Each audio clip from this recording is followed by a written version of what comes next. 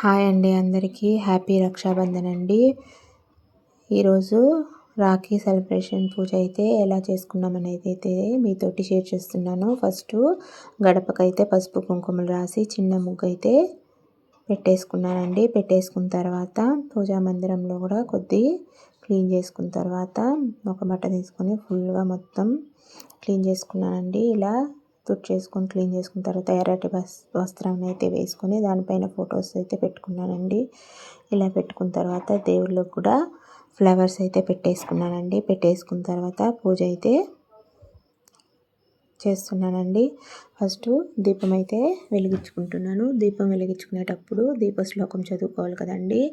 దీపజ్యోతి పరబ్రహ్మ శుభం కరోతి కళ్యాణం ఆరోగ్య ధన సంపదం శత్రుబుద్ధి వినాశనం దీపజ్యోతి నమోస్తుతే అని చదువుకున్న తర్వాత అయితే అగరవత్తులు ధూపవత్తులు అయితే వెలిగించుకున్నానండి. తర్వాత మన గణపయ్య శ్లోకం అయితే చదువుకున్నానండి. శుక్లాంబరధరం విష్ణుం శశివర్ణం చతుర్భుజం ప్రసన్నవదనం ధ్యాయే సర్వవిఘ్నోపశాంతయే అగజాననం పద్మార్కం గజాననం మహార్షం అనేకదంతం భక్తానం ఏకదంతపాస్మహే అని పాడేసుకొని దేవునికైతే ఇలా హారతి అయితే ఇచ్చుకుంటున్నానండి.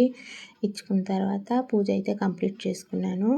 ఇలా పూజ కంప్లీట్ చేసుకున్న తర్వాత దేవుళ్ళకైతే ధూప దీప నైవేద్య సమర్పయామి అని చెప్పేసుకొని పూజ కంప్లీట్ చేసుకున్న తర్వాత అయితే పసుపు కుంకుమ బొట్లు అయితే పెట్టేసుకున్నానండి.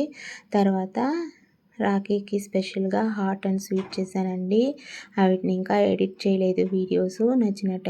మా వీడియో నచ్చినట్టయితే సబ్స్క్రైబ్ చేసుకోండి. థ్యాంక్ యూ ఫర్ వాచింగ్ అండి. Thank you.